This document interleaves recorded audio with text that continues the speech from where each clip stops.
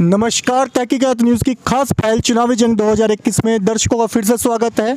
आज हम लोग आए हैं जाले क्षेत्र संख्या 1/3 में। यहाँ पर पंचायती चुनाव के बिगुल तो बज उठा है, परंतु यहाँ पर जो चुनाव है जिला परिषद के चुनाव के लिए हम जिस उम्मीदवार से मिलने आए हैं, ये उम्मीदवार एक यंग उम्मीदवार हैं, जवान है, कुछ ना कुछ एक अच्छे बिजनेसमैन हैं, परंतु ये राजनीति में आए हैं। और जिला परिषद क्योंकि एक बड़ा क्षेत्र होता है, जिला परिषद के लिए 5, 7, 8 पंचायतें होती हैं कि बहुत ज़्यादा मेहनत करनी पड़ती है। ये चुनाव जो पंचायती चुनाव होता है उससे कुछ अलग चुनाव होता है। पंचायती चुनाव में तो ये होता है कि मुखिया पद है, सरपंच पद है, ब्लॉक समिति है या वार्ड का है। वार्ड का सबसे छोटा चुनाव इसलिए होता है क्योंकि एक वार्ड का चुनाव होता है सिर्फ। पंचायत समिति, सरपंच और मुखिया पद में क्या होता है कि आपको चुनाव के अंदर अपने पंचायत में ही घूमना है। परंतु जिला परिषद का चुनाव होता है, यह लगभग एक छोटा एमएलए का चुनाव भी कह सकते हैं, क्योंकि 6, 7 या 8 पंचायतें होती हैं। लगभग 40,000, 50,000, 35,000 के आसपास की वोटिंग भी होती है। और यहाँ पर जो जीत का अंतर होता है बहुत ज़्यादा होता है। पंचायती चुनाव में तो जीत का अंतर 20, 30, 10, 15 वोट से भी जीतते हैं। तो जिस उम्मीदवार से मिलने आए हैं, पहले उस उम्मीदवार के बारे में जानते हैं, परिचय जानते हैं और राजनीति में क्यों आए हैं, जिला परिषद में चुनाव जीतने के बाद वो क्या करवाना चाहते हैं। तो आइए मिलते हैं उम्मीदवार फैज़ान जी से। नमस्कार फैज़ान जी। जी नमस्कार। पूरा नाम फैज़ान ही है, पूरा नाम क्या है आपका? नहीं, मेरा पूरा नाम फैज़ान सरवर। तो फैज़ान जी, आप एक युवा उम्मीदवार हैं, शायद आपकी उम्र 30 के अंदर ही होगी। तो आप एक बिजनेस भी कर सकते थे या कुछ और भी कर सकते थे, परंतु राजनीति ही क्यों? देखिए, सबसे पहले तो ये कि हम बिजनेस से जुड़े भी हुए हैं। हमारा यही बाजू, ये हमारा ही जगह हमारी ही है और इसमें हमारा लकड़ी फर्नीचर का एक छोटा सा कारोबार है। और ऐसे एजुकेशन से भी हम जुड़े हुए हैं। दरभंगा में हमारा क्वांटम एडुकेयर करके कोचिंग चलती है हमारी, लेकिन अभी लॉकडाउन है जब से, तब से घर पे ही हैं। मतलब पिछले 2 साल से तो कोचिंग का धंधा तो बिल्कुल ही कम है। जी, घर पे हैं। ऐसे सिचुएशन में हम पंचायत चुनाव का वक्त सामने आया तो हमको लगा कि कहीं ना कहीं पंचायत चुनाव में अपने आप को पेश करना चाहिए और मैदान में उतर गए।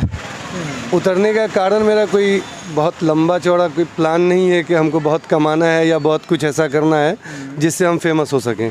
आजीविका के लिए तो आपके पास अपने 2 बिजनेस ही हैं, परंतु समाज सेवा के लिए एक जिला परिषद पद है। जैसा कि हमने बिहार के 3 चरण के चुनाव के नतीजे देख चुके हैं, बहुत सारे जगह जिला परिषद हो या मुखिया हो, युवा उम्मीदवार लोगों के सामने आ रहे हैं, युवा उम्मीदवार जीत रहे हैं। तो इसका मुख्य कारण क्या है? क्या जनता जो युवाओं के साथ ज़्यादा जुड़ चुकी है? देखिए, एक चीज़ तो ये है कि अभी से पहले तक जो भी चुनाव हो रहा था, लोगों ने नए चेहरे को देखा नहीं था। एक ही चेहरे को बार बार रिपीट होता देख रहे थे लोग। दूसरी चीज़, अभी हर जगह नौजवान उतर रहे हैं। ऐसा लगता है जैसे नौजवानों को समाज राजनीति में एंट्री मिल चुकी है। हाँ, राजनीति में एंट्री मिल चुकी है और नौजवान ही बदलाव ला सकता है। एक हमेशा भी एक चीज़ देखने को मिला है, जैसे हमारे दिल्ली के मुख्यमंत्री क्या नाम है उनका, अरविंद केजरीवाल जी, वो भी सरकार में सत्ता में जब आए थे तो नौजवान का उनको बड़ा सपोर्ट मिला था और नौजवान के ही सपोर्ट से वो आए थे, नौजवान और गरीबों का। जी। तो हमको ऐसा लगता है कि नौजवान ही समाज के लिए कुछ बदलाव कर सकता है। हो सकता है कि ये जाले 1/3 क्षेत्र के शायद अरविंद केजरीवाल आप ही हैं। नहीं, ऐसा भी नहीं है। एक अच्छा नेता अपने आप को देना कोशिश है हमारी। अगर मैं आपके पढ़ाई की बात करूं, एजुकेशन की बात करूं, तो आपकी पढ़ाई लिखाई कहाँ तक है? मेरी क्वालिफ़िकेशन दिल्ली जामिया मिल्लिया इस्लामिया से हमने इलेक्ट्रिकल में इंजीनियरिंग किया था। उसके बाद 4-5 साल जॉब के लिए इधर उधर रहे। फिर 2016 में दरभंगा में अपनी कोचिंग हुई। तो क्या बात है, ये जाले जो 1/3 क्षेत्र है, इसमें क्या जिला परिषद सारी इंजीनियर ही आएंगे क्या? एक इंजीनियर साहब से हमारी पहली मुलाकात हो गई, दूसरी इंजीनियर साहब से आज मुलाकात। देखिए, ये भी एक इत्तेफाक है।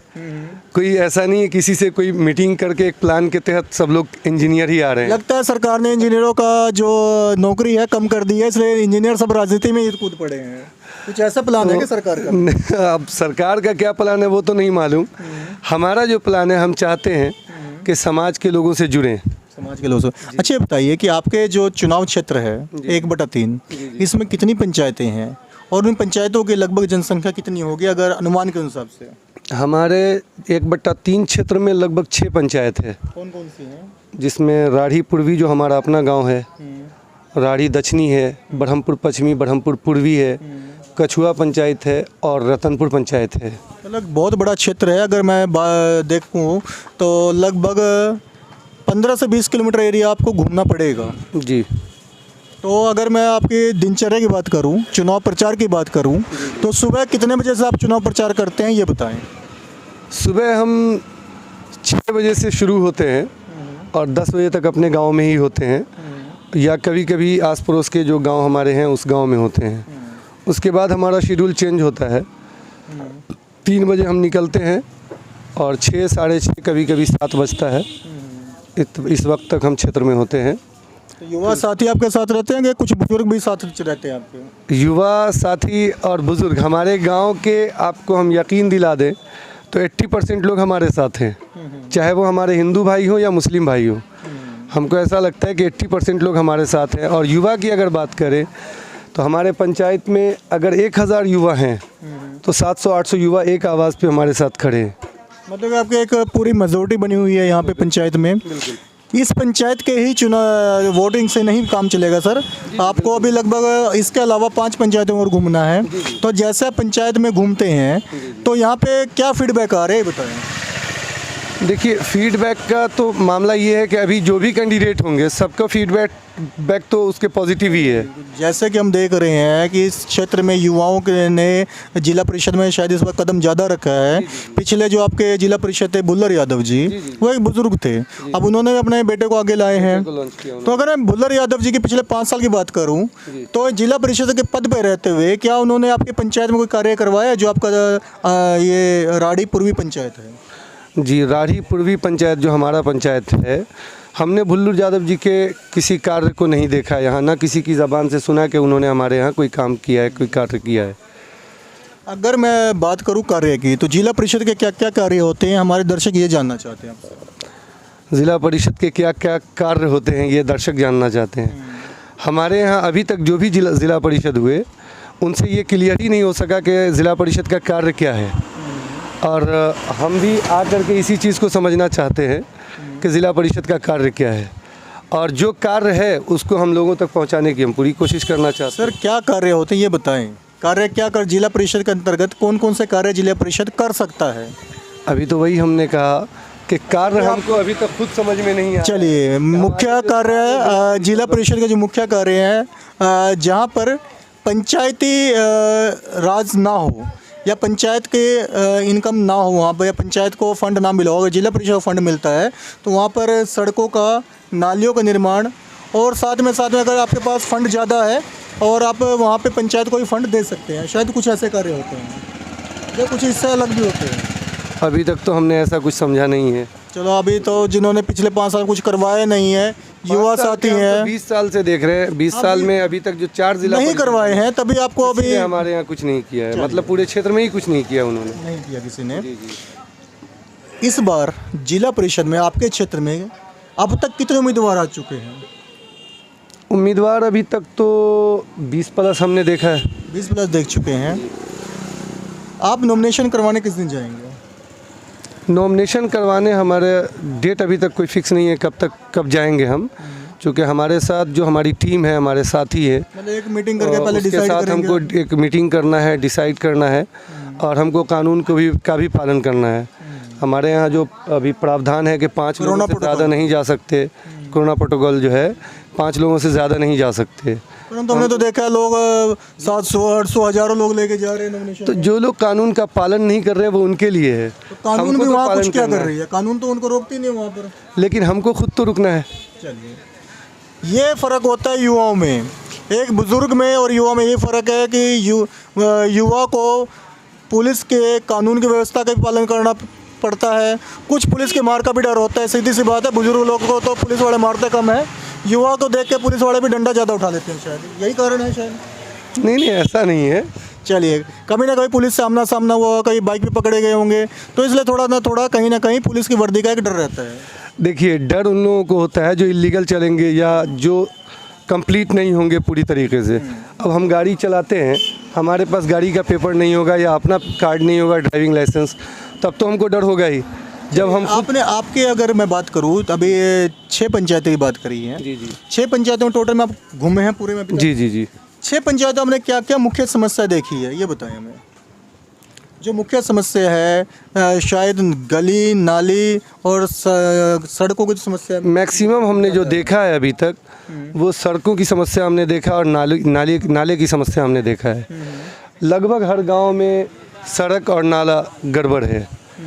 बहुत सारे गांव में हमारे खुद के गांव में हम जब जाते हैं कैंपेन में तो कुछ जगह ऐसी है जहां पे हमको खुद पानी में टपना पड़ता है, गंदे पानियों में टपना पड़ता है। उसकी वजह है कि रोड डैमेज है या फिर नाला भी नहीं है। नाला ना होना सबसे मुख्य कारण है जी, इसका। सबसे मुख्य बरसाती पानी सड़क पे रह जाता है, आरसीसी की सड़क है, पानी बर्दाश्त नहीं होता और सड़क टूट जाती है। जी जी जी चलिए, मतलब जिला परिषद के कुछ जो सड़कों के कार्य हैं ये चुनाव से पहले देख चुके हैं कहाँ कहाँ की सड़कें टूटी हैं। अब जब जिला परिषद के चुनाव जीतेंगे तो ये उन सड़कों पर रिपेयर का काम करेंगे जिन सड़कों पर इनको लग रहा है कि शायद सबसे ज़्यादा टूटे हुए हैं। क्या यही सच्चाई है?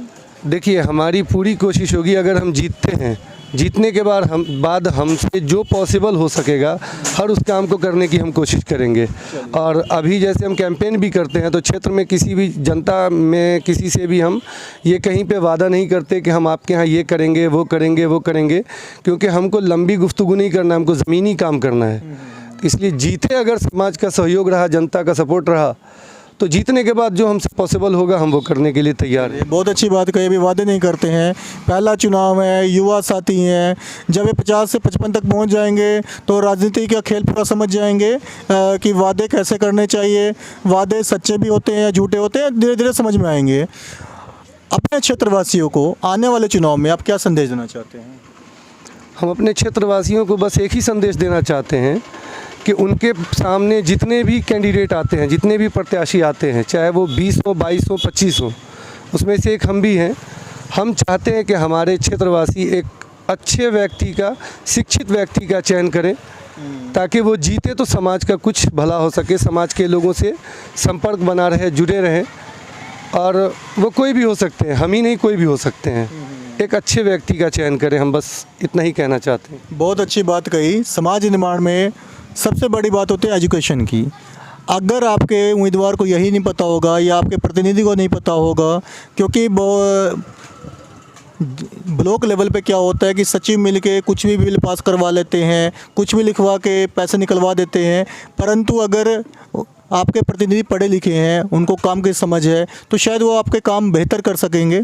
तो आने वाले चुनाव में आप ध्यान रखें कि एक इंजीनियर साहब दूसरे मिले हैं जो आपके प्रतिनिधि हैं और युवा साथी हैं। तो आने वाले चुनाव में इनका ध्यान रखें, इनको भारी मतों से जितवाएं और जुड़े रहें हमारे न्यूज़ तहकीकात के साथ।